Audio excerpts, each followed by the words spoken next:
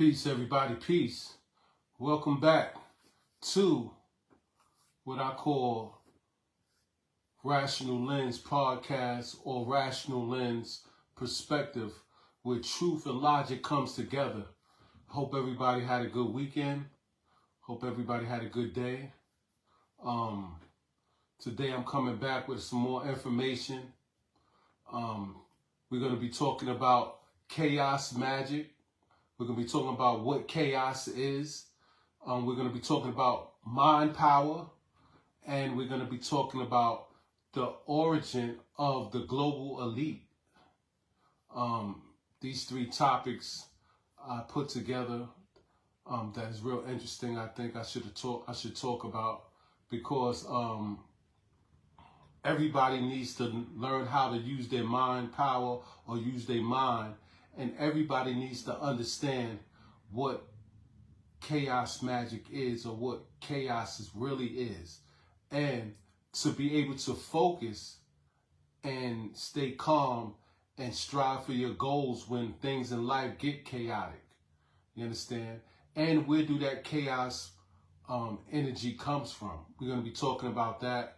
We're going to be talking about certain beings that come from certain dimensions and certain realms of existence that come from the chaos realm, and those people that utilize that realm in this physical to try to destroy, conquer, cause chaos and mayhem and things of that nature. So today we're going to talk about those things. We're going to talk about chaos magic, which is real important, and I'm going to talk about the origin of the global elite, who are the dark holders of the chaos. Should be real interesting. So let me get started. First, I have a lot of things that I'm gonna have to read through. So it's the first thing I'm gonna read through, and we're gonna talk about chaos. Right? Give me 1 minute to bring this up. I thought this article was a good article that explained chaos. It gives you the meaning of chaos, and it also gives you the mythological meaning of the god chaos. And I'm gonna read through it, and I'm gonna be deciphering and breaking it down as I read it, so y'all can get to understand what the god chaos is and where it comes from, and how our ancestors looked at chaos. Because you have to remember, the origin of our prime existence of the universe and everything in it came from out of chaos. The Big Bang came from out of chaos. You understand? So chaos was the first thing to be in existence. You understand? And from that chaos came the universe, galaxies, solar system, stars, planets, nebulas, elements, everything that to create life and maintain existence came from out of the chaos. So first thing I'm gonna do is I'm gonna read this article and I'm gonna break it down. It says chaos. Chaos was the first of the proto-genal. So you hear it says chaos was the first of the proto-genal and represent the primeval void that preceded all of creation. You understand? So chaos preceded all creation. All creation, like I said, comes from out of chaos. You understand? And we're going to go into deeper of what chaos is, because I'm going to give y'all an etymology breakdown of what this thing that we call chaos is. So it says chaos was the first of the proto-genal and represented the primeval void. So we have to understand the difference between the void and chaos, right? What is a void? Because there's a difference between a void, something being void, and chaos.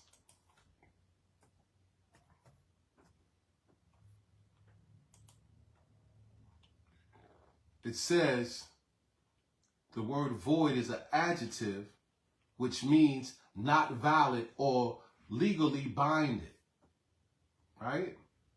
It also says completely empty, right? So the second meaning is what we really want to get into, because it means, they say it means completely empty, which is something that's not true. You understand?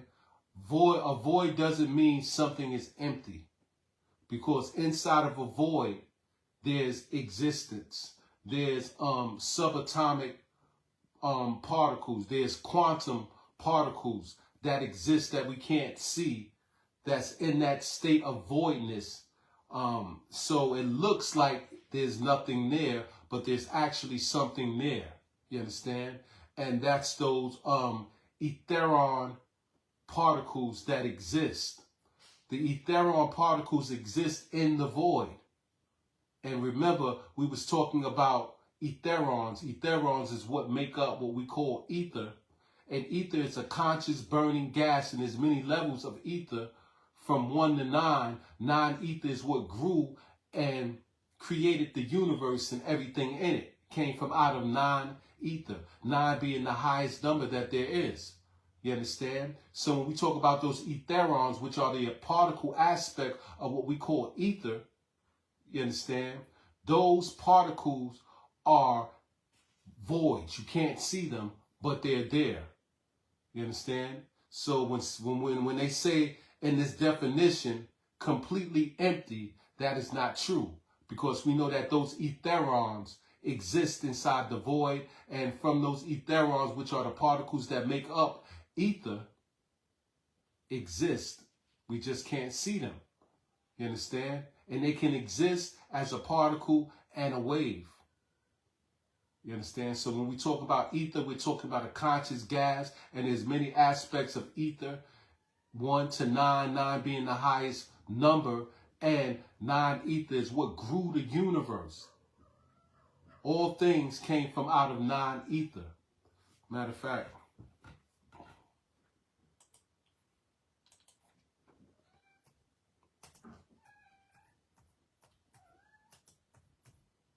give me 1 minute.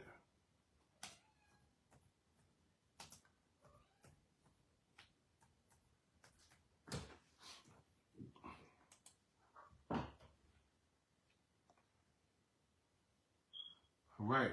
In the AI overview, which is a good definition, it says the phrase non-ether doesn't refer to a scientific concept. However, the term ether has been used in different contexts, including a now superseded theory of the universal medium for light. So ether is the medium for light, because ether is what creates light. Ether is what we call plasma. Ether can be a gas form. You understand? Be in a gas form, and it can be in a particle form. That particle form of ether is what we call etherons. When we talk about etherons, etherons more likely is a function instead of an actual thing. It's a space function. So the space function is what we call etherons, and those etherons is what makes up ether. And ether is a plasmic gas. You understand? And that plasmic gas is made up of ions. Those ions consist of electrons. You understand? And depending on the amount of electrons and losing the amount of electrons that's there and the amount of electrons that you lose, things become ionized. And that's where we get the creation of light, because electrons is the electricity, and so it's what creates light. So when we talk about the plasma of ether, right, and when that plasma becomes ionized, gaining and losing electrons, you understand, that's when it creates light, the electromagnetic field or force that creates light. And we know that light is made up of something that we call photons or quantums. You understand? But they say that ether is a medium for light. So light travels through the ether, right? It says the universal medium for light. And modern speculative theory, where it proposed to explain phenomena like dark matter and dark energy. Modern physics generally views space-time as a dynamic field. And the quantum vacuum has some similarities to the old ether idea, but it lacks a privileged rest frame. So when we're talking about ether, we're talking about the medium that light travels through, and ether is a plasma that can be ionized, and when it becomes ionized, it creates light. That ether is made up of what we call etherons. Etherons, they say, can be a particle, but really etherons is a space function. You understand? Those etherons is in the fabric of space. It's a space function. And the way that space function moves, it creates the electromagnetic field. You understand? Electromagnetism. You understand? Also, when you're talking about ether, you're talking about the stuff that makes up mind. You understand? And your mind is what makes up thoughts. So ether is what your mind and what your thoughts are made of. You understand?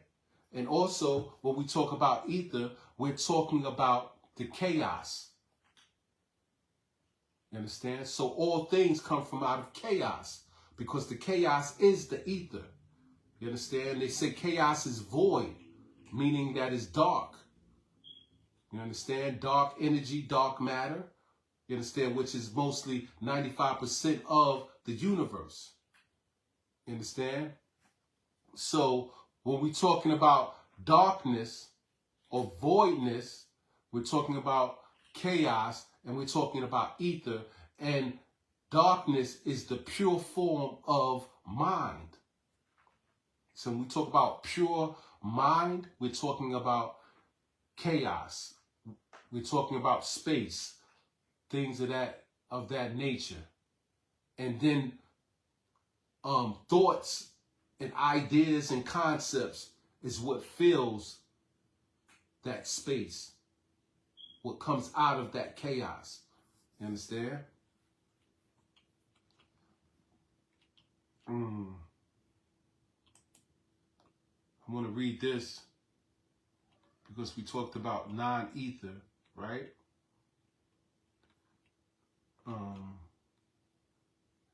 So, like I said, non-ether is what grew the universe and everything in it, right? So non-ether also deals with the sun. You understand? That sun comes from out of chaos. That sun comes from out of darkness. Even though the sun is light, the light comes from out of darkness. There had to be darkness before light, because darkness pre-existed before light. You understand? And when we talk about non-ether, we're talking about the sun. And when we talk about non-ether beings, we're talking about those beings of the sun. Right? And it says,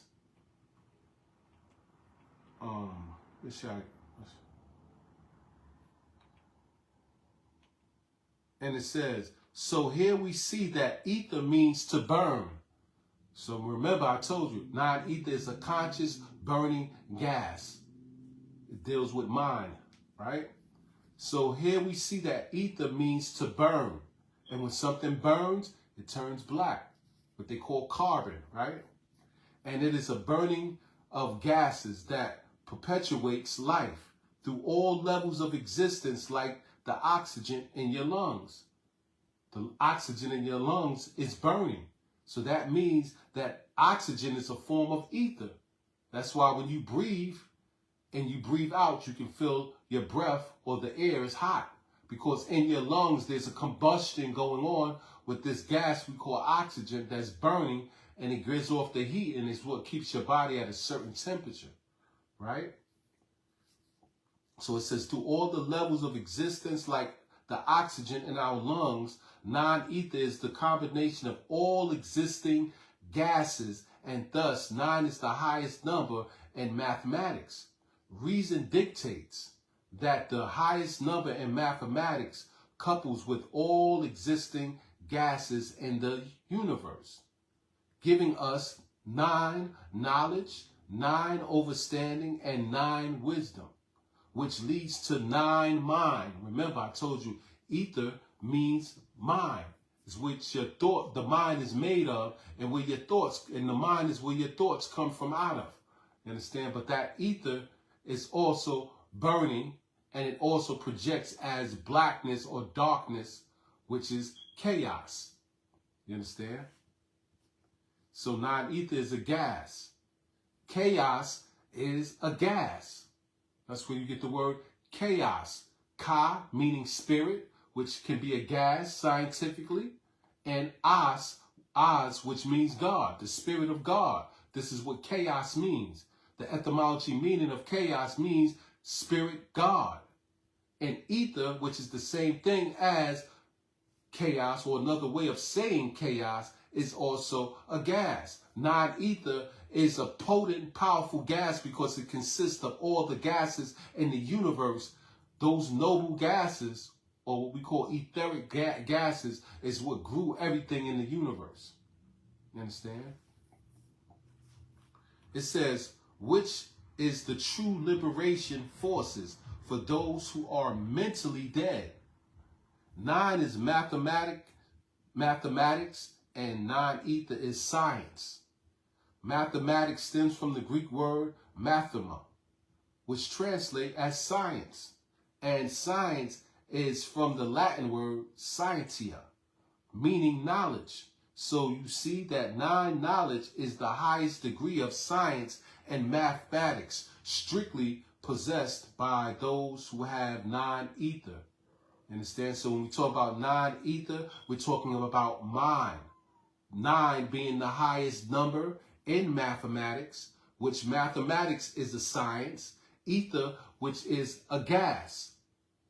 And you have to know math and science to understand gas or any type of gas. You understand? And non-ether consists of all the gases in the universe, and that's how powerful it is. 9 to the 99th power of 9 is the highest attribute in the universe. And through that 9 to the power of 9 is what grew the universe and everything in it. You understand? So that's a mental science because, again, ether is also mind. So it's a mental, mathematical science. You understand? And it's also known as chaos. You understand? Ka, meaning spirit. Os, meaning God. Now, before we were called Ethiopians, we were called Nubians by the ancient. The Nubians still exist today in the land called Nuba, where they are called the first people on the planet Earth. So when we talk about the first people on the planet, we're talking about dark-skinned melanated people. You understand? Inside of their melanin is a burning gas. That's why melanin is dark. That's why those people that are melanated, they have dark skin. They come from out of the ether. They're the physical projection of coming from out of the ether on a human aspect. You understand? And that burning process, non-ether, also relates with the sun. And those melanated people are the people of the sun. And ether is mind. It's a mental science, right? Dealing with mathematics, which is also a science. You understand? And when we talk about chaos and we talk about ether, we're talking about the same thing. They're both a gas. They're both spirit. And the Ethiopians or the Nubians are the people of non-ether, the people of the sun, the people of the chaos, those people that came from out the chaos realm, or what we call the God realm.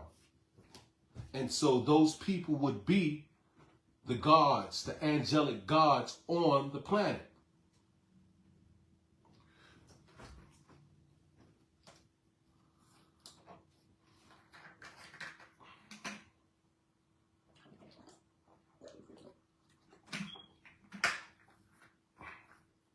Right?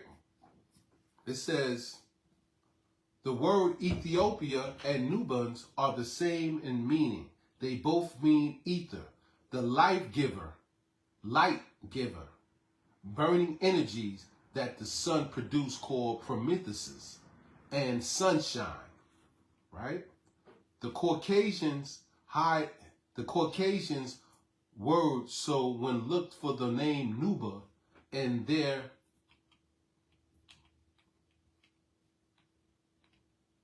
am I going to read that? Give me 1 minute. It says the Caucasians, right, hides words, so when looking for the name Nuba in their dictionary, you will find Nuba hidden in the etymological meaning of the word nuisance. Nuisance was the word was created in 1781, coming from the French nuisance, slight, different, shade of color, from newer to shade, from new, cloud, from the Gallo-Roman nuba, or nubes, clouds, related to obnuber, to veil, right?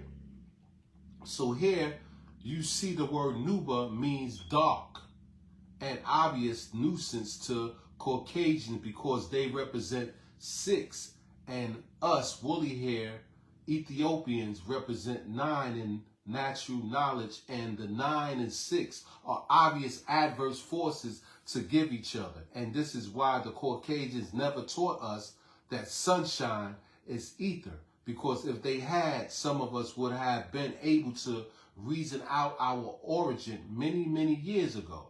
However, it is the Caucasians' purpose to keep Ethiopian ignorant so we can be used against ourselves and for their well-being. Just look at the entertainment industry and you will have the utmost perfect and absolute example. You understand? So what it's saying is that not all Caucasians, right? Not all of them, but those that work with the system, right? Those that work with the system that want to keep us ignorant and not knowing ourselves, haven't told us the truth of our origin, of where we came from. Because if we knew that we were affiliated with those people of the sun, then we would reason out our origin and who we are and where we come from.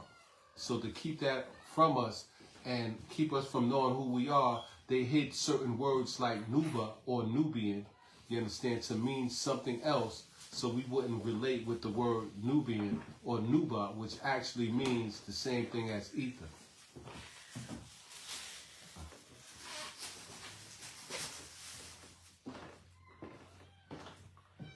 All right?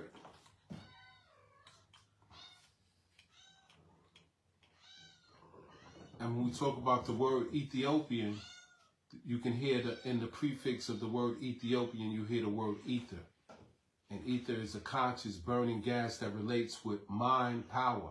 And then that's made up of something which we call etherons. And those etherons are particles or waves that make up ether. And ether deals with the mind. And it also deals with chaos. So chaos is also a gas. Because the word chaos etymology means ka, meaning spirit, and as, meaning God. So what they told us about the word chaos and the meaning of the word chaos, you understand, that it was meaning confusion or disorder. That's not the true meaning. The word chaos in its etymology meaning, when you break it down, means spirit of God. And spirit is another form of ether. And ether is a conscious burning gas that has to deal with the mind. It's what create the mind newts, what creates your thoughts. You understand? And that those etherons are space functions. You understand? So space and etherons are the same. So when we say chaos, this is what we're talking about. We're talking about ether. So let me get back to talking about voidness, because there's a difference between the void and chaos. They say void means completely empty spaces. But we know that space is ether. And ether is made up of etherons. So voidness cannot mean empty. If it means void space, because space is not empty. It consists of ether. You understand? And there's other words, like when you use the word gap, a gap between something, space, blank, a vacuum, an interval. These are the same thing as meaning ether. You understand? Especially space.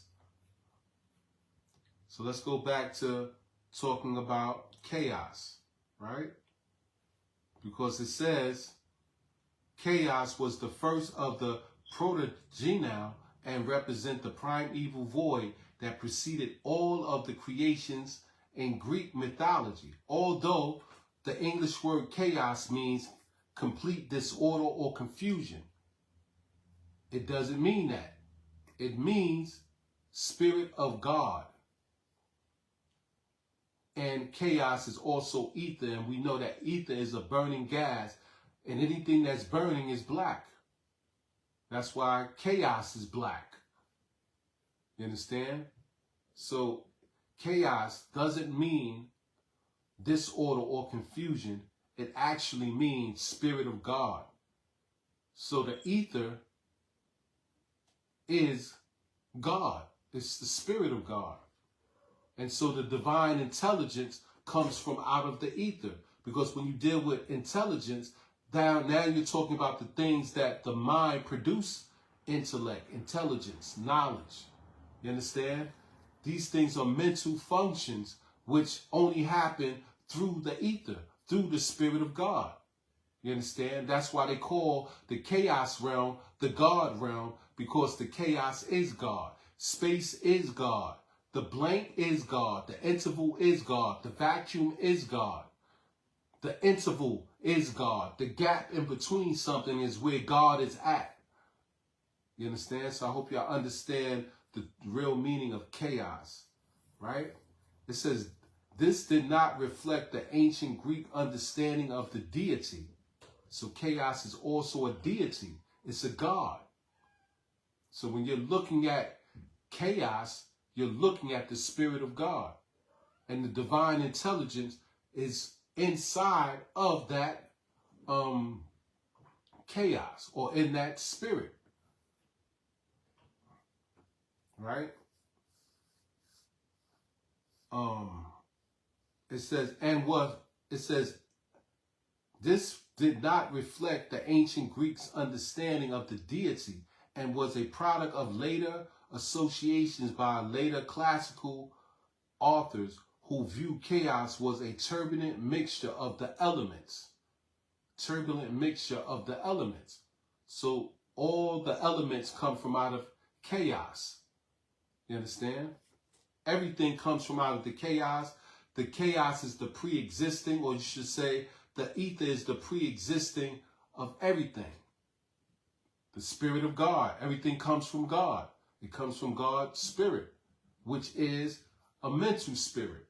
And so intellect, you understand, is something that's definitely in the Spirit of God.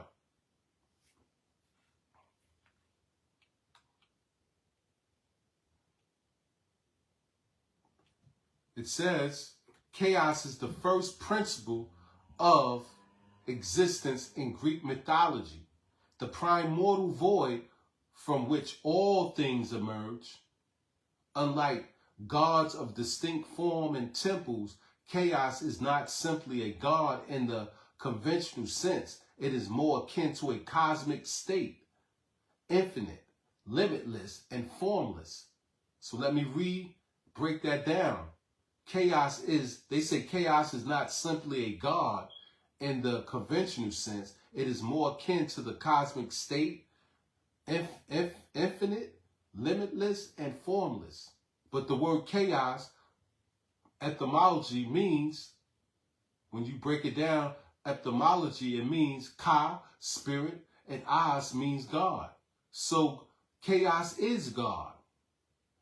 Where the cosmic state, infinite, limitless, and formless things come from. You understand? All things in existence emerge from out of the chaos, right? It tells you that. It says chaos is the first principle of existence. and Greek mythology, and not just in Greek mythology, also in ancient Egyptian, chaos was known as Nun, and it was a feminine principality. You understand? It was more of a feminine principality. Let me bring Nun up.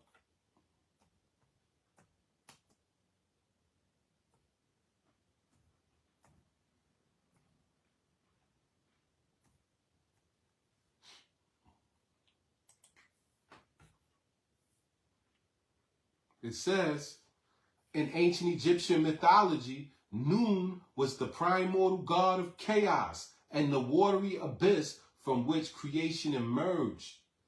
He represents the formless, liquid chaos that existed before the universe was created, from which the sun god Ra, or Atum, first rose.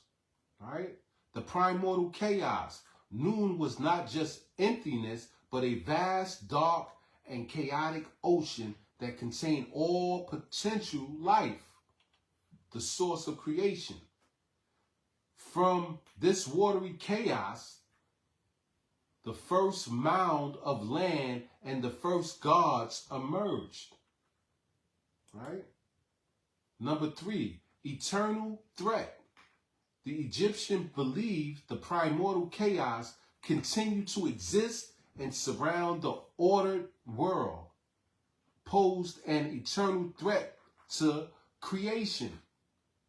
So when we talk about the chaos, which is the spirit of God, right, where all things come from out, all life emerged from out of, even the first god, Atum, or Re, which we know Re is the sun, right? This chaos posed a threat to creation, right? Why? Because when we talk about chaos and the existence of chaos, chaos is a breaking down system. It's what breaks things down to its primordial state. You understand? So when we talk about chaos, those beings or those God beings of chaos, that's their job, to break things down back to its primordial existence from where it came from, the chaos. So life comes from out of chaos, but you also have these chaos beings that come from out of the realm of chaos, and their job in the life cycle is to break down life, to destroy life, or what we call death, bring that aspect of death to life. And the reason because of that, everything must go back to where it came from. And that's the primordial chaos, or the primordial ether. You understand? So this is life, the life cycle. Everything is born, everything has to grow and develop, and everything has to die and go back to the source of where it came from, and that's the primordial ether or chaos. It has to go back to God's spirit. Everything must go back to God's spirit, because it's God's spirit where everything came from. Right? So in number 3, it says the eternal threat. The Egyptians believed this primordial chaos continued to exist and surrounds the ordered world, posed an eternal threat to creation. And I just explained to you why. Because it's part of the cycle of life. Life, growth, death.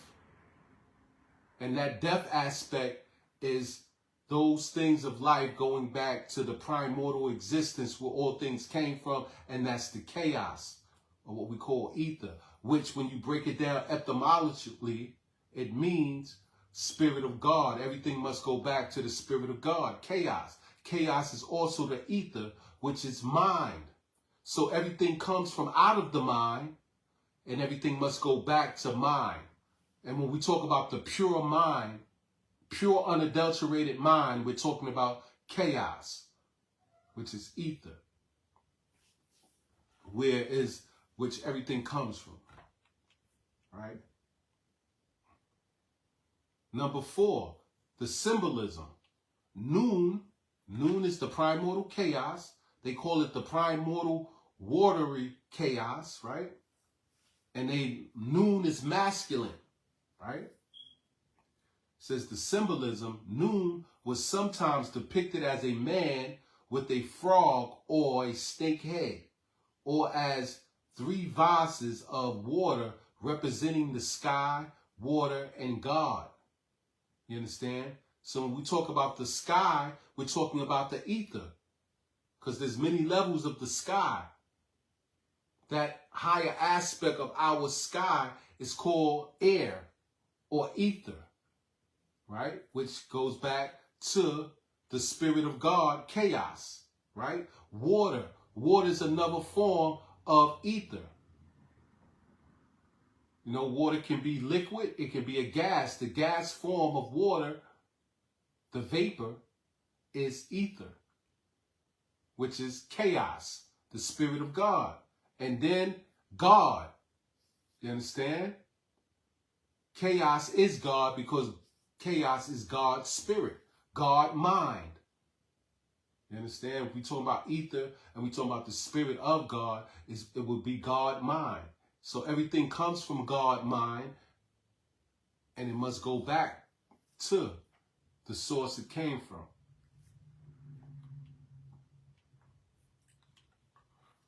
So now that we know what the ancient Egyptians' perspective of chaos being masculine, you understand, and the Greek perspective of chaos, right? We're going to keep on going. It says, his side, Diogony, 700 BC, his side is a writer, a philosopher. And he wrote something called the Diogony, right? In 700 BC, he said chaos is the first being to appear, a timeless chasm or abyss predating the earth, the sky, and even night. So chaos is pre-existing, which means God's spirit. God's spirit pre-exists the sky, the earth, and the night. The ether, mind, God mind, is the same thing.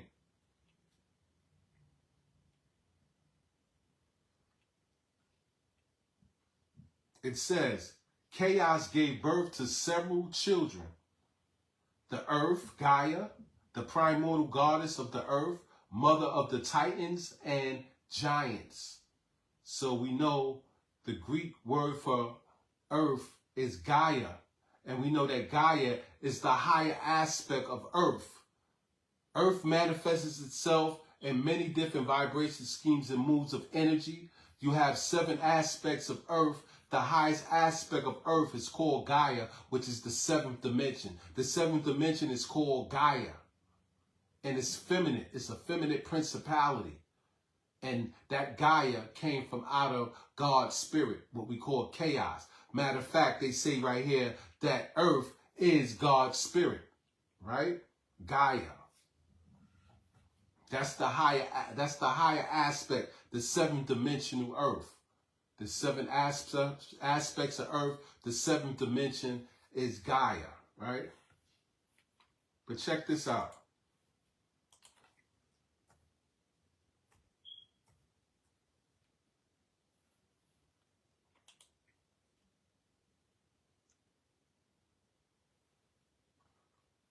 Check this out right here.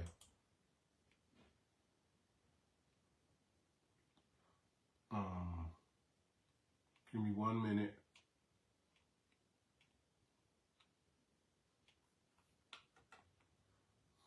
Let me read this first.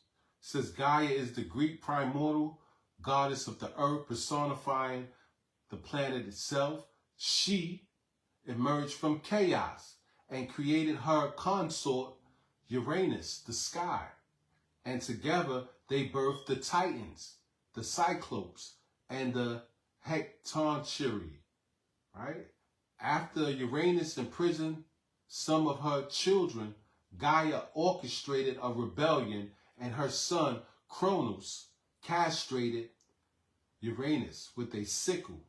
which led to the birth of deities like Aphrodite.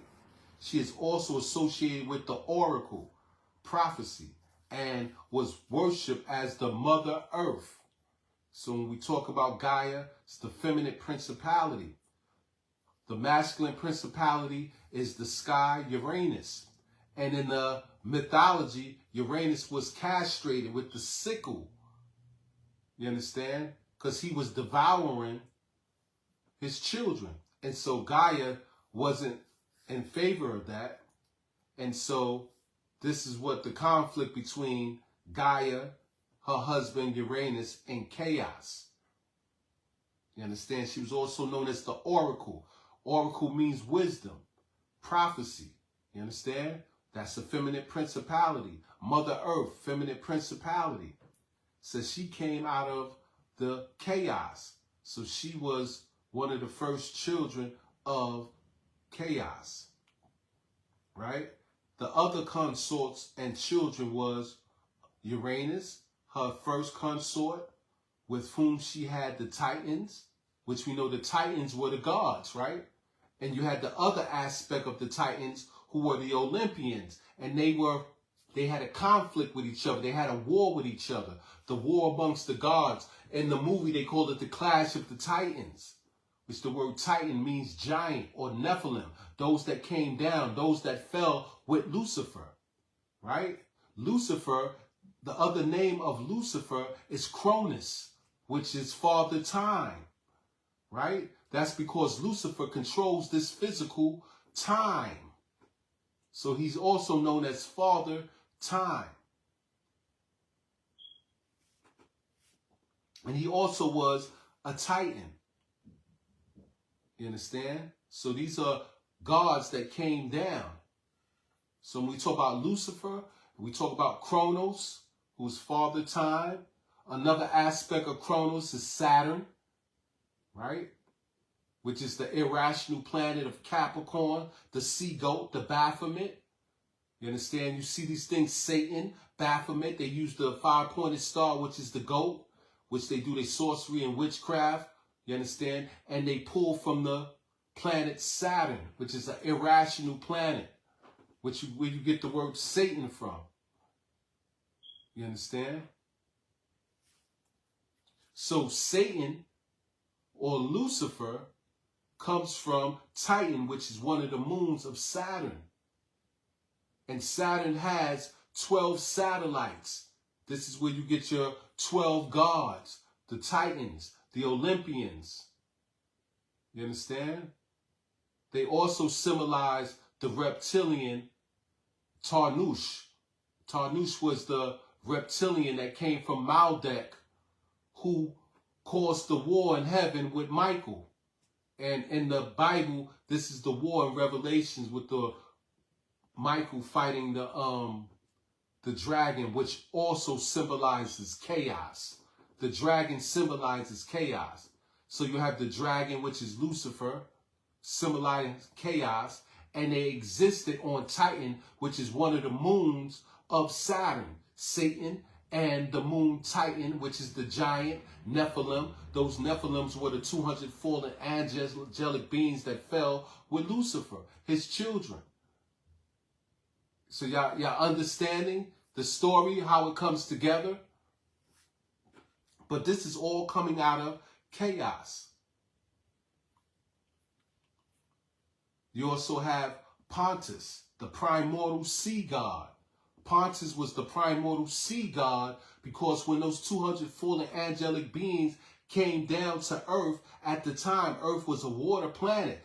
These 200 fallen angelic beings, these archons that came down with Lucifer, they took the form of your reptilian hybrid humanoids, your Nordic reptilian hybrids, and they resided in the waters. So when we look at the water and the aquatic life that's inside of the waters, those are extraterrestrial beings coming from out of the chaos, from out of space. And we know space is another dimension.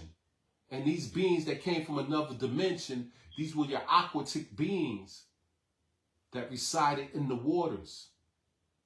So when they call the dragon, which symbolizes chaos, a dragon is a water-type being. This is where you get Leviathan or the Lochless monster. You understand? They relate with the water. And these humanoid, Nordic, Aryan reptilians, which were a mixture of human and reptile-like, these would be where they get your Atlantis concept from. But when we talk about Lucifer or Tarnush or Satan, the devil, and they pose him as a snake or a serpent, this is what they're talking about. And they came from Saturn, from that moon Titan.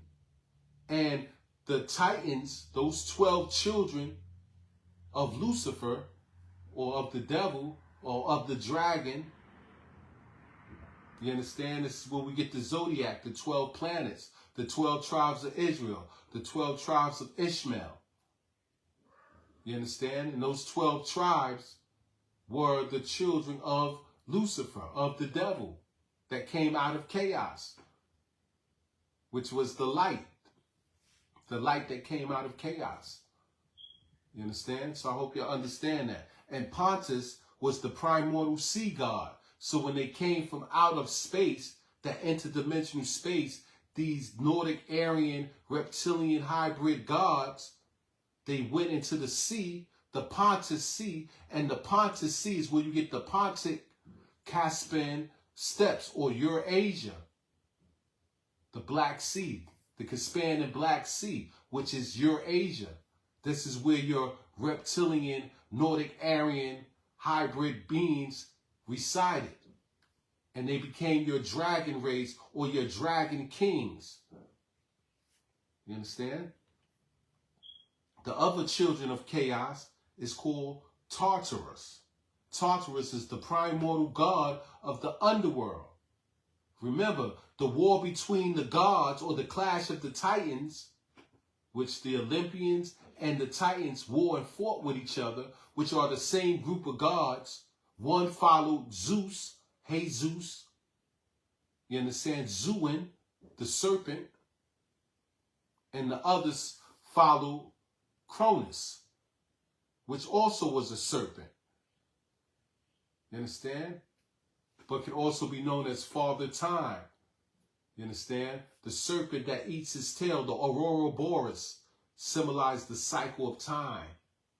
You understand? So there we go again with this serpent, reptilian, dragon concept of the devil or Satan or Lucifer. And his 200 and fallen angelic beings, his archons, they were your Nordic Aryan race, bringing the chaos, because they came out of the chaos. So Tartarus was the underworld, and this is also where you get your concept of the devil being in hell, or Sheol, what the Jews call it, coming from out of hell.